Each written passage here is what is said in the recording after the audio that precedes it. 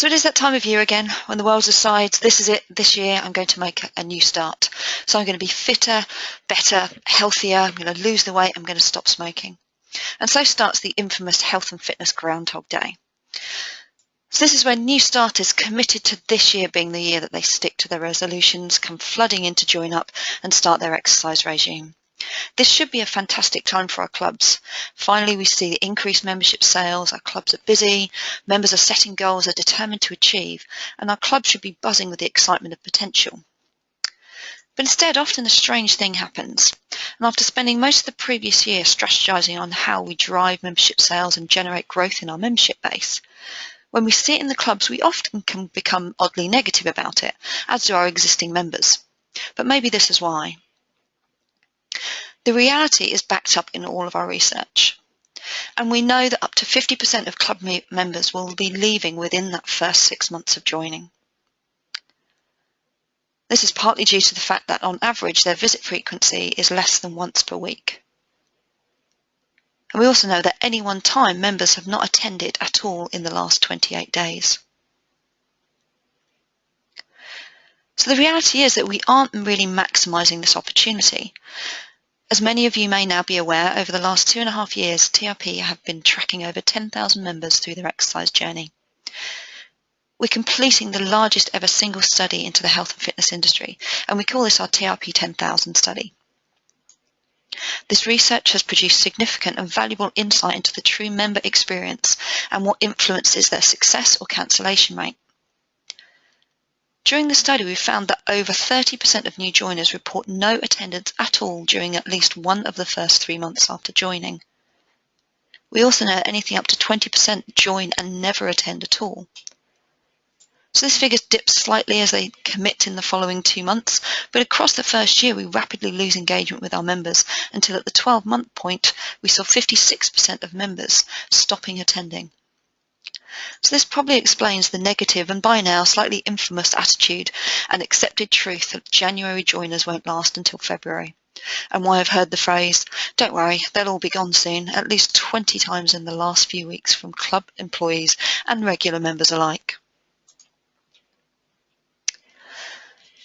So just take a moment to think that while we and the world at large often make comments and even jokes about the almost inevitable failure of our business model, can you imagine any other business or any other industry that would accept the fact that customers just won't want their product or service within weeks of purchasing it? Or that a customer loyalty is just not a considered option? It just wouldn't happen. Our more recent blogs have touched on the change that we're seeing in the health and fitness industry, such as the rise of so-called budget or low-cost clubs, but at the same time we're seeing a rapid increase in demand for boutique-style one-off clubs, demonstrating that our members and potential members demand something different, something more remarkable, or, in the absence of that, something at least more affordable and accessible. Members in the US are commonly found to have memberships to multiple clubs, one for their gym, one for their favourite yoga class, and maybe another for the cycling class that they just never miss. This is also becoming more and more common in the UK and around the world. So price isn't the driver, experience is. In the words of Warren Buffett, price is what you pay, value is what you get. Our consumers are creating the demand by no longer settling for mediocre. They demand a better experience, a remarkable experience. And as anything up to 80% of your membership base is statistically made up of millennials, they want this fast and they're not afraid of moving on quickly if they don't receive it. So what is today's session really about? Well, we want to identify the real challenge and look at what is actually the reality of our situation, and hopefully we've started to cover that. So now we're going to move on to look at what are the keys to generating change. It is possible to change. We need to disrupt our industry. We need to do something different. So we're going to be looking at understanding what we mean by motivation. What do members really want from us, and how does that compare to what they actually get? And ultimately, what difference do these things actually make to their success and their retention, their length of stay with you and your club? And then ultimately, how do we use this knowledge to create the best onboarding experience possible for our members and really set them up for success long term? So firstly, I want to tackle a regularly cited reason, she says in air quotes, why members fail to stick to their exercise routine. Members lack motivation. But is this actually true? New members are often people who are new to exercise or have previously tried and not managed to make it part of their lives, particularly during January and February. But is this a lack of motivation? Having to attend somewhere you feel you don't fit, because everyone is fitter, slimmer, more confident, more experienced than you. Having to tell all your worst habits to a young, fit and healthy fitness professional. Having to dedicate time and pay money for something that, if often they're honest, they would rather not do. Now that does take a level of motivation and commitment. The truth is most new joiners are motivated, but often they are what we call externally motivated. So this means their motivation comes from the end result rather than from the partaking in the activity itself. So that is, I don't want to do this activity, but I really do want the end goal. This is opposed to being internally motivated, or I do it because I enjoy it. I do it for the love of what I'm doing. Or maybe even intrinsically motivated. I do it, it's because it's who I am. I cannot imagine my life without it. This doesn't have the perception of an end goal, but more of a continuous journey and just part of my daily routine. Often many of our team, particularly our fitness team, do have this internal, this intrinsic motivation, which is great to create motivated fitness professionals. But what it potentially leaves a gap with is that empathy with what it's like to be somebody who is more driven by an external motivation. Somebody who maybe doesn't do it for the love of it, but just really wants the end result.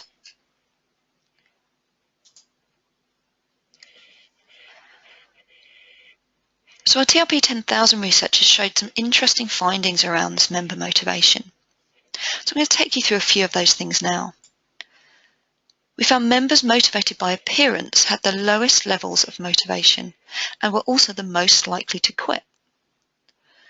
This shows external factors are the least effective drivers of success. So I'm doing something because I want to look different, has the lowest amount of motivation and the lowest level of success. This is backed up by weight loss being one of the least reported measures of progress, although the majority of members state that this is a goal when they join. Losing weight isn't easy and it takes time. If this is their main measure of progress, the chances of disappointment and frustration from lack of that progress will make dropout far more likely. So enjoying exercise, making friends and social motivations were all linked to the lowest risk of cancellation and the highest levels of motivation. Making our club a place they want to be, not a place they have to be. Long-standing members were less likely to report high levels of motivation for appearance compared to newer members. So again, this either supports that those who can be motivated by factors other than the external stay with us for longer, or those that achieve other areas of motivation and progress focus far more on the external, less on the external, or it could be a combination of both. In general, frequent club users are more highly motivated to exercise than low-frequency club users, and members who are highly motivated by enjoyment tend to use their club far more frequently. This creates a cycle where the right motivation drives attendance, and attendance in turn drives motivation. We also know that attendance in turn drives retention. So the key is to turn externally motivated individuals to internally or intrinsically motivated. Help them do it because they want to, not just because they feel they have to or that they should. It's important to understand as well that new starters often don't see themselves as exercisers. They already set themselves up to fail by not believing that they could ever be that person exercising at least 3 times a week, getting up in the early hours to go for a run, or living on a diet of salad and vegetables. By having an unrealistic perception of what an exerciser might look like, plus having an end date for their motivation, they're potentially already psychologically prepared to fail. It's far easier to quit when you've always believed you would anyway.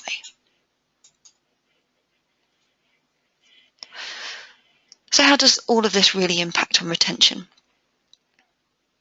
some high-level findings. For every factor a member reported making progress on, and we found 11 members of progress, from losing weight to making friends to enjoying exercise to improving my fitness.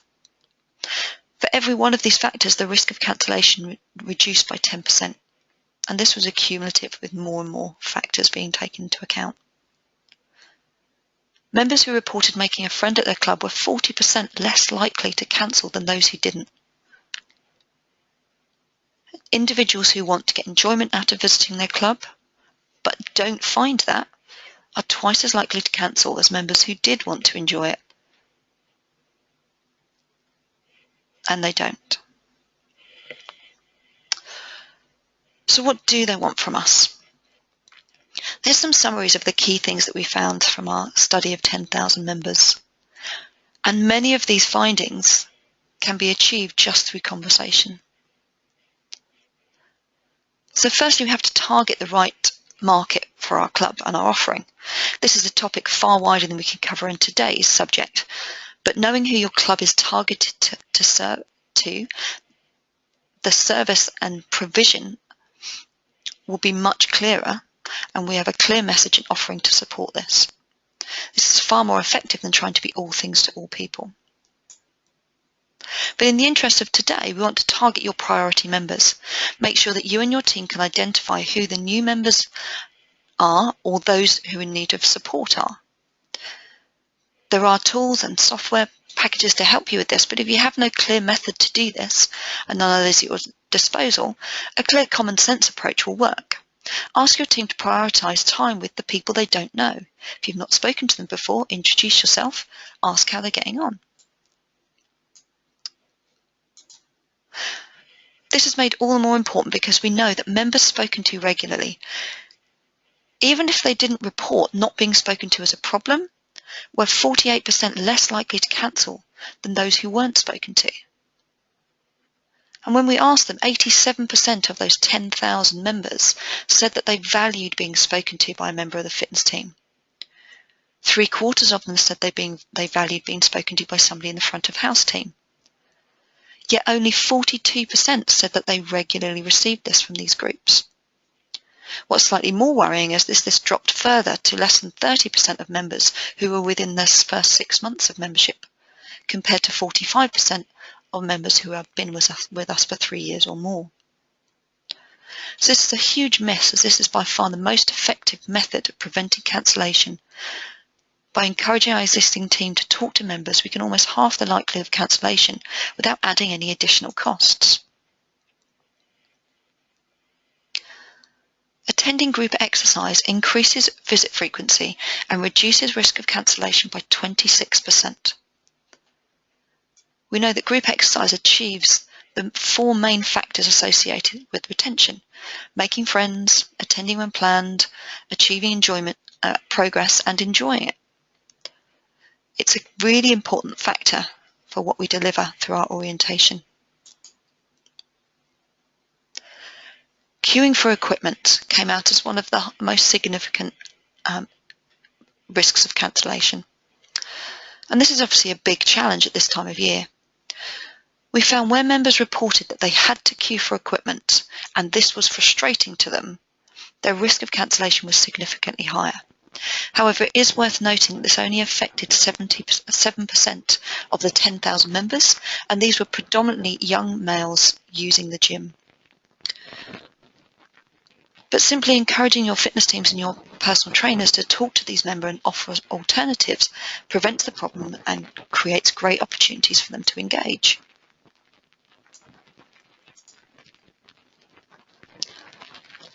Assisting members in creating a routine and committing to 2 visits a week will reduce cancellation risk by another 40%. Encourage them to see this as a perfect and realistic start point and identify the best possible days so that they treat it as a commitment, not something they can do tomorrow. Knowing that I go to my spinning class on Tuesday at 6 o'clock is very different from suggesting that I'm going to go to my fitness gym 3 times next week. Group exercise is a great tool to support this as well. So our most controversial idea: to make it fun. I personally believe we've taken a huge amount of the fun out of fitness. People will naturally choose to spend their time doing things that they enjoy over things that they don't, regardless of the possible outcomes. This also helps move them from external to internal motivation, to want to return and potentially want to bring their friends and family. If they're enjoying themselves, they'll want to bring people along to do that with them. And that links into our next finding. We are ultimately social creatures who respond well to being part of a community. We found that members who reported making friends at their club showed a 40% increase in their chance of cancellation. However, it was one of the least reported measures of success. Almost 2/3 of club members did not report making a friend at their club. This, to me, again, is another huge miss. This is our social time, our leisure time that we need to use to exercise. We need to make this social, we need to make that engaging.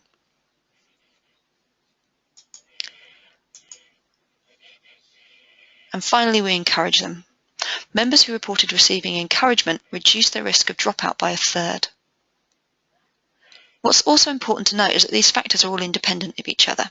They've all been factored for age, gender, length of membership, and any other influencing criteria.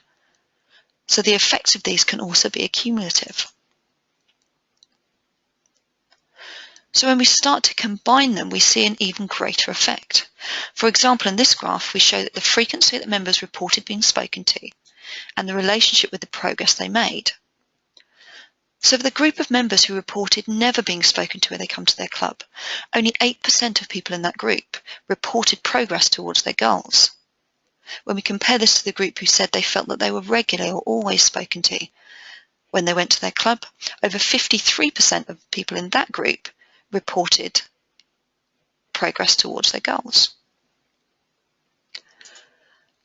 Both communication and achieving progress showed decreasing rates in cancellation. And this is proportional to the increase in the incidence of each. The combined factors of communication and progress show even greater reductions in the cancellation rate. So how do we use this information? How do we make sure we create the most positive start we can for our members? Let's start by looking at the joining process. How do we make this simple and easy? So how many forms do they have to complete and how much repetition of information is required? I was just talking to a colleague of mine about this last week who reported that he recently joined a club and had to complete his name and address, contact details 3 different times, 3 separate pieces of paper and 3 separate steps of the same induction. Can we simplify this and pass the information on in a more fluid way? And then can we connect the member with the why they want to achieve these goals? So we don't just ask them about them wanting to lose weight, tone up, or get fit. But instead we ask, how would your life be different in 6 months' time if you achieved this? Answers like being a better parent because I can play with my children for longer is far more motivating than losing some weight.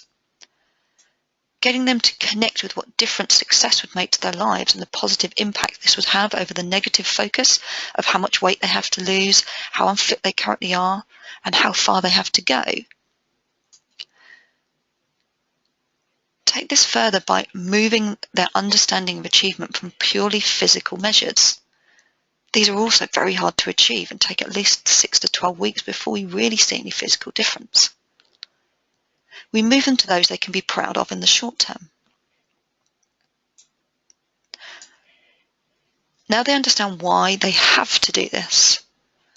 Help them make a firm commitment to 2 visits a week by identifying the best days. So rather than stopping at the question, how many times a week do you want to exercise, and the standard response being at least 3, we say, okay, well, tell me when the best days would be. And let's just start with committing to 2 of those. Any more is a bonus, 2 is perfect. Assure them this is a perfect and realistic start point. Then get them to write it in their diary or into a planner. This may be part of your induction process. They can then maybe pin it to their fridge or to their workstation. So a continual reminder, that is a booked appointment. Twice a week is the threshold for the biggest shift in success. More is great, but often unrealistic. We know that members are more likely to cancel if they set goals that they don't achieve, at least at first. Also, don't focus just on the gym.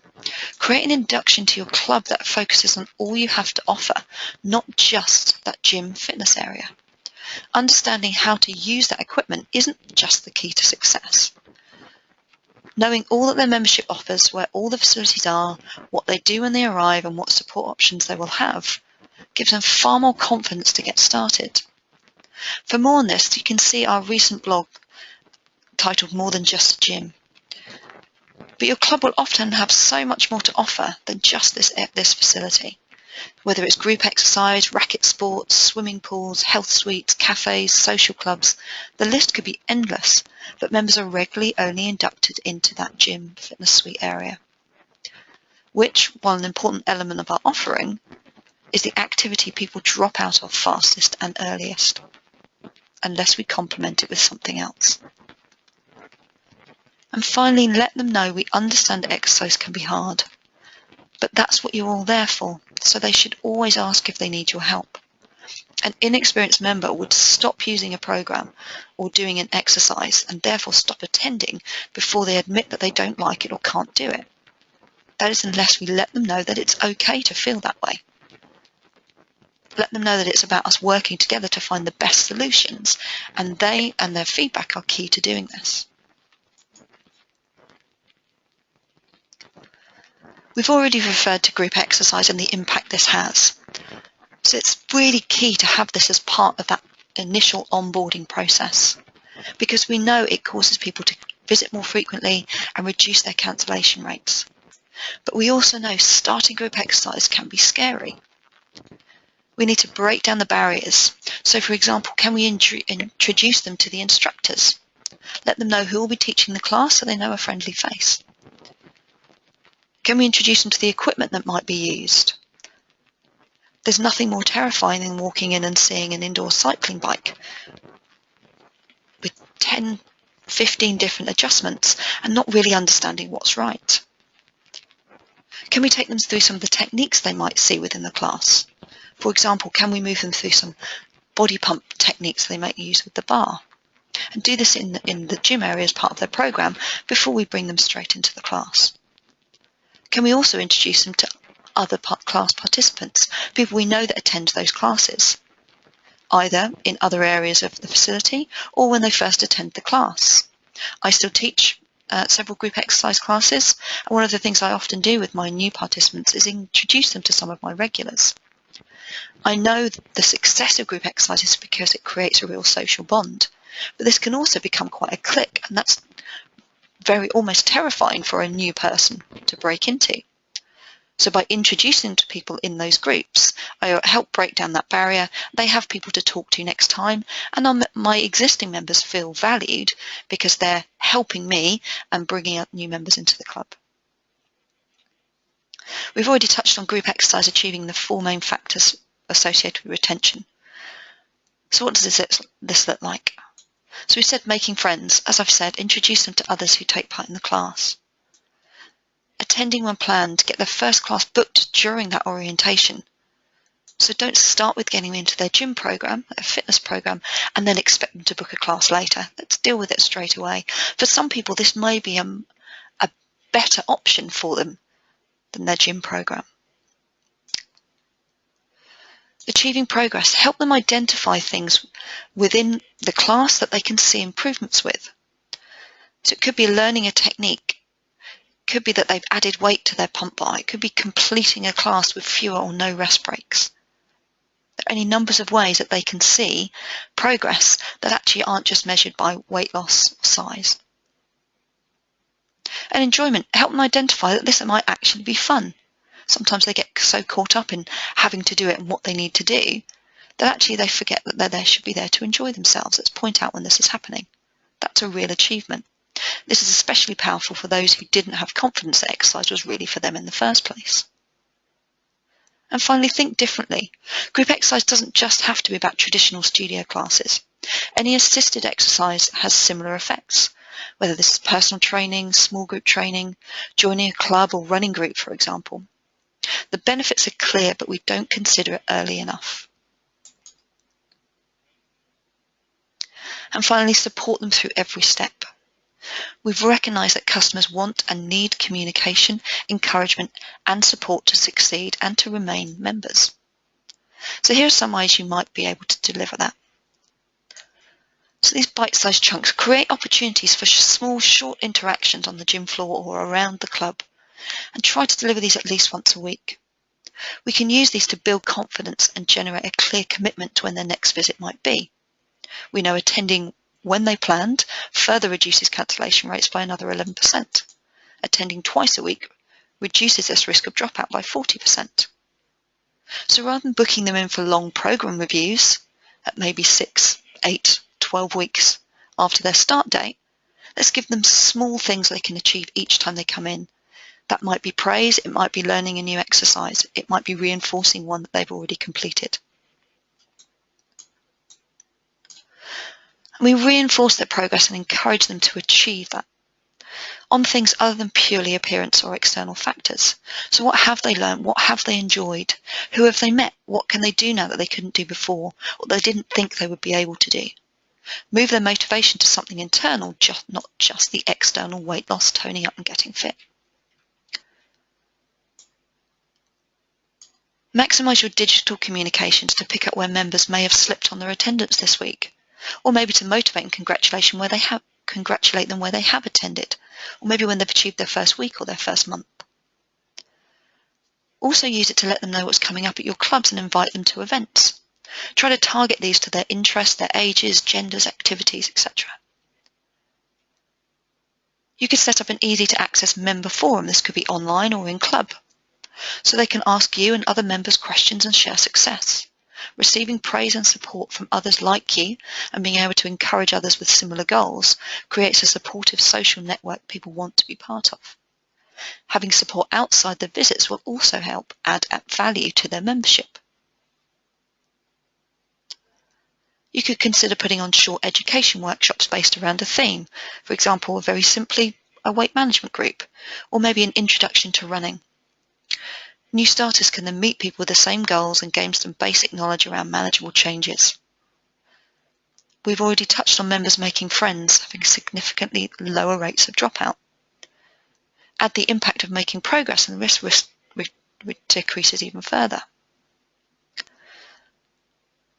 And finally, of over the 10,000 members in our study, backed up with all of the research we've done previously to our TRP 10,000, we know that talking to people has the biggest impact. Our study showed that only 42% said they felt they were regularly spoken to at their club, and we said more worryingly this was almost half of that when they're in their first 6 months of membership. Although when we talk to them, they achieve far more, moving the instance of achieving progress from 8% to 53%, and most importantly, the fitness and reception teams are talking to your members. This reduces their risk of cancellation by 48%. That has to be worth a little more conversation.